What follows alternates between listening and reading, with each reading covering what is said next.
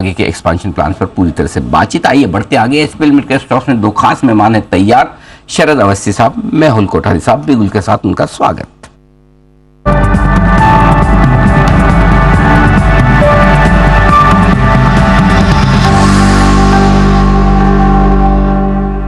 आप दोनों का बहुत बहुत स्वागत है। कोठारी साहब करें शुरुआत, आप बताएं सर अपनी long term pick. Good morning Anil ji. पहले तो आपको, आपकी पूरी टीम को और सभी दर्शकों को गुड़ी पाड़वा और नवरात्रि की ढेर सारी शुभकामनाएं। तो आज अभी पहले मुझे शॉर्ट टर्म कहना है या लॉन्ग टर्म कहना है? कहना तो आपको तीनों ही है सर, शुरुआत लॉन्ग टर्म से कर दीजिए। देखिए मेरी लॉन्ग टर्म पिक रहेगी डीमार्ट देखिए अनिल जी 4500 के आसपास एक समय था जब वो ट्रेड कर रहा था, तो कॉन्स्टेंटली करेक्टिव मोड में था। अभी एक स्ट्रॉन्ग सपोर्ट के पास आ गया, तो यहाँ पर 3400 के आसपास का लेवल है। 3385 पर ट्रेड कर रहा था। मुझे लगता है 3100 के लेवल स्टॉप लॉस से इसको बाय करना चाहिए। ये आने वाले कुछ महीनों में 6 से 9 महीनों में फिर से 4000 तक रीटेस्ट कर सकता है, जो कि उसका 200 दिन का मूविंग एवरेज है। सो लॉन्ग टर्म मेरा पिक रहेगा डीमार्ट। यहाँ से बहुत ही अच्छे फॉर्म में मिल रहा है और रिस्क रिवॉर्ड बहुत ही फेवरेबल है for going long.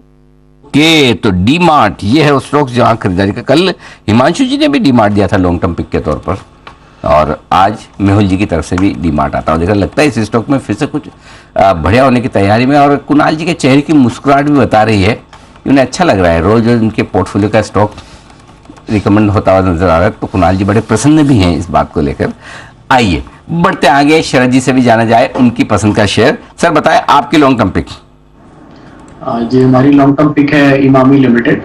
Company FMCG brands में 3-4 बड़े ब्रांड्स इंडिया में हैं उनके, जहां लगभग हर ब्रांड में उनका 55-60% मार्केट शेयर है। अभी जो तेल की कीमतों में कमी आई है और बाकी जो एफएमसीजी प्रोडक्ट्स में केमिकल जो यूज होते हैं उसमें कमी आई है, उसका फायदा मिलना चाहिए। ज्यादा करके आयुर्वेदिक प्रोडक्ट्स हैं, और रिसेंटली कंपनी ने जो 2-3 एक्विजिशन किए हैं उसका भी फायदा कोविड आ जाने की वजह से वो उतना ज्यादा उठा नहीं पाए। तो हमें लगता है आने वाले 2-3 सालों में उसका भी फायदा दिखना चाहिए। तो मार्जिन इंप्रूवमेंट रहनी चाहिए, 10-15% की ग्रोथ रेट आसानी से आनी चाहिए। और जैसे जैसे ये जो एक्विजिशन इन्होंने किए हैं उसकी इंटीग्रेशन और ज्यादा बेहतर होती है, उसका फायदा भी नंबर्स में दिखना चाहिए। तो हमें लगता है कंपनी आसानी से 25 के मल्टीपल पे ट्रेड करनी चाहिए। तो 20 रुपए की अर्निंग पे एक साल में हमें लगता है 25 के मल्टीपल पे अगर ट्रेड करता है तो 500 रुपए के लक्ष्य के हिसाब से इमामी एक काफी बढ़िया लॉन्ग टर्म बेट है। तो 500 का टारगेट इमामी में आप करें खरीदारी। 2 दिन बाद बोर्ड बैठक भी है, बायबैक पर फैसला लेने वाले हैं ये, तो उस पर भी रखिए नजर। और लॉन्ग टर्म के लिए तो बड़े टारगेट्स हैं ही। आइए शुभम जी से लेते हैं उनकी 10 की कमाई का आइडिया। शुभम जी बताएं सर। दीपांशु जी आज 10 की कमाई में खरीदारी की राय है भारती एयरटेल पे। ये स्टॉक को अगर हम देखें तो लॉन्ग टर्म चार्ट पे तो काफी हेल्दी सेटअप रहा। इवन दो शॉर्ट टर्म में हमें बहुत ज्यादा परफॉर्मेंस इसमें नहीं देखने को मिला है, लेकिन मुझे लगता है कि अब जिस लेवल पे ये ट्रेड कर रहा है वो बिल्कुल जो जहां पे कंसोलिडेशन हो रहा है वो एकदम बॉटम है, और काफी अच्छा एक बार्गेन पे अब ये स्टॉक अवेलेबल है। तो मुझे लगता है कि इसको 2-3 महीने के पर्सपेक्टिव से पोर्टफोलियो में ऐड करना चाहिए।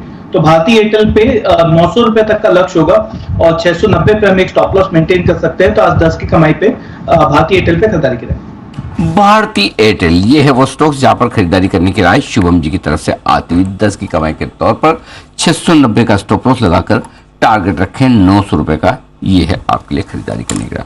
आइए बढ़ते आगे और अब पोजिशनल पिक भी ले ली जाए। कोठारी साहब डी मार्ट के बाद आपको बतानी है आपकी आज की पोजिशनल पिक। अनिल जी आज की पोजिशनल पिक है मेरी वेस्ट कोस्ट पेपर। देखिए तकरीबन 3 या 4 महीने से कॉन्स्टेंटली 200 दिन के मूविंग एवरेज के ऊपर सस्टेन कर रहा था, कंसोलिडेट कर रहा था, और आज एक बहुत ही बेहतरीन ट्रेंड लाइन ब्रेकडाउन आया है जो कि फॉलिंग ट्रेंड लाइन है। तो मुझे लगता है आने वाले कुछ दिनों में बहुत ही अच्छा मोमेंटम देखने को मिल सकता है। तो 605 के टारगेट के लिए इस पिक को बाय किया जा सकता है। 480 का मेरा स्टॉप लॉस रहेगा। सो पोजिशनल पिक है मेरी वेस्ट कोस्ट पेपर। ओके, तो वेस्ट कोस्ट पेपर है एक और स्टॉक्स जहां पर खरीदारी करने की राय आपके लिए मेहुल जी की तरफ से आती हुई दिख रही है। और यहां पर आपको रखना है टारगेट 605 का, स्टॉप लॉस लगाना है 480 के आसपास का। ये है आपके लिए वेस्ट कोस्ट पेपर खरीदने की राय। आइए शरद जी से मिले हैं उनकी पसंद की पोजिशनल पिक इमामी के बाद, इमामी लॉन्ग टर्म पिक के तौर पर। शरद जी बताएं सर पोजिशनल पिक। जी हमारी पोजिशनल पिक है मैक्स हेल्थ केयर। कंपनी देश की बड़ी हॉस्पिटल चेन्स में से एक है।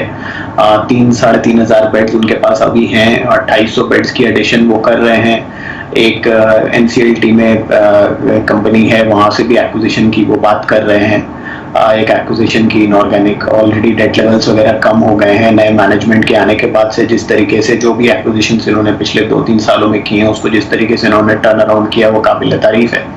तो हमें लगता है अगले साल, इस साल अर्निंग लगभग 10-12% की रहनी चाहिए, और अगर ये एक्विजिशन मटेरियलाइज हो जाता है 2,500 बेड्स का, तो ये एडिशनल फिलिप हो जाएगा। इसके अलावा हमें लगता है ग्रोथ रेट्स वगैरह काफी डिसेंट रहेंगे लॉन्ग टर्म में, जो कैपेक्स है उसकी वजह से। तो 15 रुपए के आसपास की अर्निंग अगर अगले साल आती है, तो हमें लगता है 40 का मल्टीपल आसानी से मिल जाना चाहिए। तो 600 रुपए के लक्ष्य के हिसाब से मैक्स हेल्थ केयर।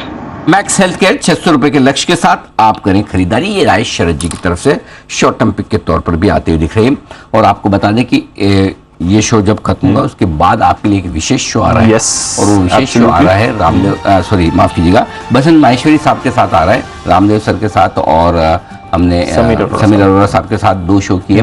आज वेल्थ क्रिएशन वाली हमारी सीरीज में बसंत माहेश्वरी साहब के साथ आप शो देखिएगा, मिस मत कीजिएगा। आप तो कहें तो एक झलक बता दूं? हाँ सर, बिल्कुल। तो एक और चीज झलक बताऊं उससे पहले कि दोपहर में 2:45 पर भी आपके लिए एक वेल्थ क्रिएशन पिक आएगी। शरद जी आपको ऑलरेडी दे चुके हैं, टाटा मोटर्स की वेल्थ क्रिएशन पिक दी है। वैसी दमदार पिक आज एक और आने वाली है, आज देंगे चोपड़ा साहब। लेकिन उससे पहले देख लीजिए आज जो हम बसंत माहेश्वरी साहब के साथ जो शो करना चाहते हैं उसकी एक झलक। एक सक्सेसफुल इन्वेस्टर बनने के लिए आप 9 से 3:30 बजे तक क्या करते हैं, उससे ज्यादा कहीं ये इंपॉर्टेंट है कि 3:30 बजे के बाद क्या करते हैं। मेन आपका फोकस कहाँ है, आपका विजन क्या है? आप दिन डे ट्रेडिंग में 2-5 हजार कमाने के सोच रहे हैं कि over a life time 5 crore कमाने के सोच रहे हैं?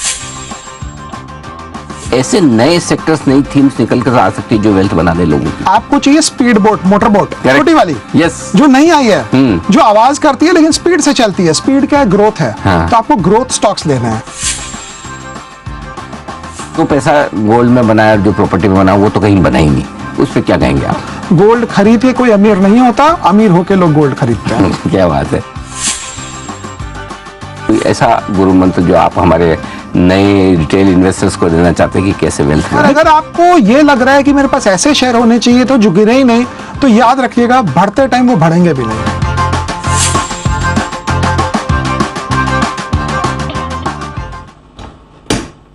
तो ये है हमारा एक विशेष वेल्थ क्रिएशन शो, अभी बस थोड़ी देर में आएगा। उससे पहले बंसल जी भी एक विशेष टिप्पणी करना चाहते हैं। अच्छा, हाँ, तो बंसल जी कुछ कहना चाहते हैं। बंसल जी का सब्जेक्ट क्या है?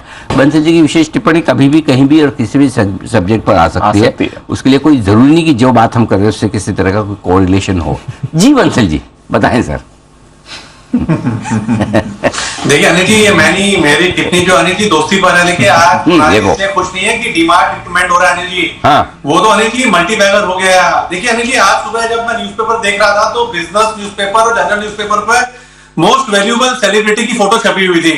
तो दिल से अनिल जी आवाज निकली, एक दिन आपकी भी फोटो ऐसी आएगी। और ये अनिल जी जोक नहीं है अनिल जी, भाई आपकी ग्रोथ होगी तो अनिल जी हमारी ग्रोथ तो अपने आप हो जाएगी। अनिल जी खुश इसलिए है क्योंकि जो most watch Anil ji business celebrity जो है, अनिल जी रिपीट कर रहा हूं, तो मोस्ट वॉच बिजनेस सेलिब्रिटी ने उनके पोर्टफोलियो को स्टॉक को अनिल जी 2 बार रिकमेंड कर दिया DLF को।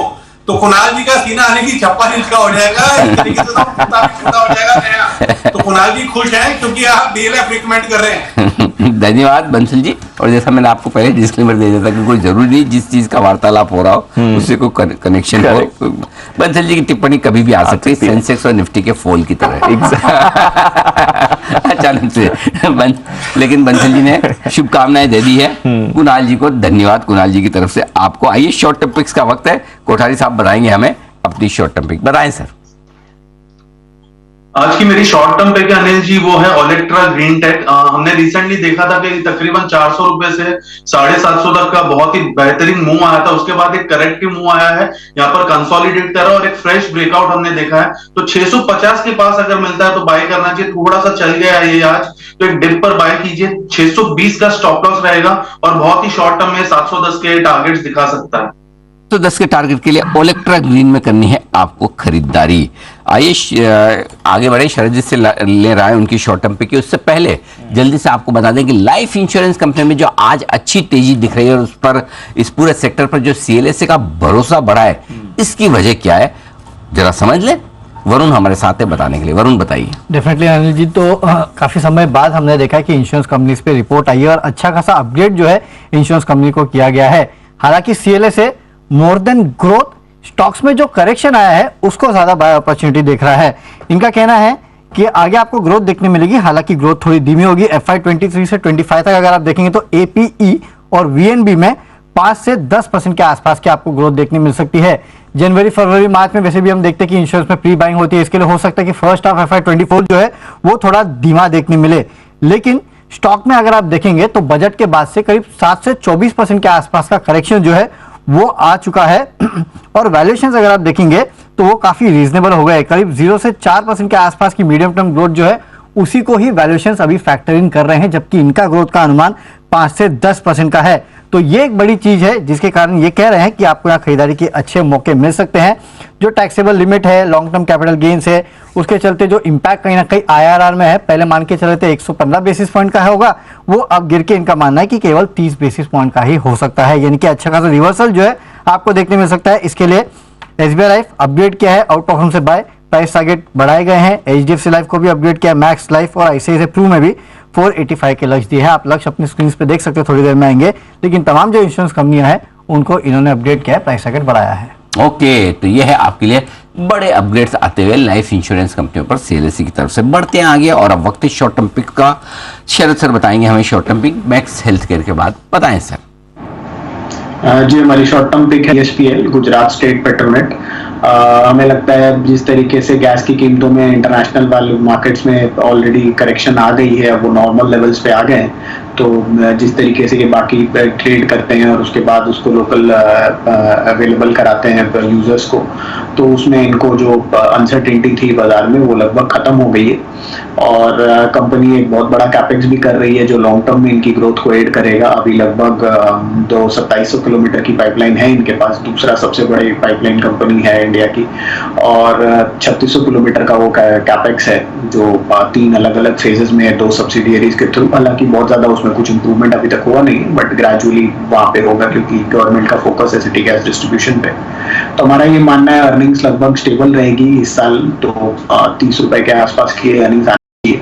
और जैसे जैसे ये मॉल सुधरता है हमें लगता है काफी बड़ी प्रोबेबिलिटी है कि इतने स्ट्रॉन्ग रिटर्न रेशियोज और प्रॉफिट रेशियोज की जो कंपनी है उसमें रीरेटिंग भी होगी। गुजरात गैस में भी इनका करीब 57% हिस्सेदारी है इनकी, तो हमें लगता है 10-11 का मल्टीपल कंपनी को आसानी से मिलना चाहिए। तो 300 से 350 के लक्ष्य के हिसाब से गुजरात स्टेट पेट्रोनेट में काफी बढ़िया रिवाइवल की उम्मीद हम कर रहे हैं। ओके, तो ये है आपके लिए GSPL, वो स्टॉक्स जहां पर खरीदारी करने की राय शरद जी की तरफ से आती हुई दिख रही शॉर्ट टर्म पिक के तौर पर। यहां पर कर सकते हैं आप खरीदारी। ये स्टॉक भी भरपूर एक्शन में आता हुआ दिख रहा है। 300 और 350 दो टारगेट लेकर चले आप खरीदारी करने के लिए। आज से आइए विदा लेने का वक्त, और आप सोच रहे हैं 10:30 बजे विदा क्यों ले रहे, तो भाई इस हफ्ते हमने वो रखा है ना वेल्थ क्रिएशन वाला मामला, तो पूरा आपको मौका मिल रहा है बड़े बड़े दिग्गजों से बातचीत करने का। ब्रेक के बाद बसंत माहेश्वरी साहब के साथ जो वेल्थ क्रिएशन पर शो है बिल्कुल भी आपको मिस नहीं करना है, सुनना है। और उससे पहले कुणाल जी, राकेश जी, सुमित जी, वागले साहब, आप सबका बहुत बहुत धन्यवाद। धन्यवाद मेहुल कोठारी साहब का भी, बिल्कुल, और साथ ही शरद अवस्थी साहब का भी, और जो थोड़े लोग जल्दी जल्दी जा चुके हैं उनका भी देर से धन्यवाद। जैसे कि जय ठक्कर साहब आए और चले गए, जैसे कि शुभम जी भी थोड़ी जल्दी निकल गए, धन्यवाद तो फिर भी हम देंगे उनको भी। बाकी सब लोगों का भी धन्यवाद। दोपहर के शो में आप सबसे फिर होगी मुलाकात। मुझे और दीप को इजाजत दीजिए, और देश के प्रति सम्मान के साथ हम करेंगे शो का समापन। आप सब अपनी जगह पर खड़े हो जाएं। जय हिंद।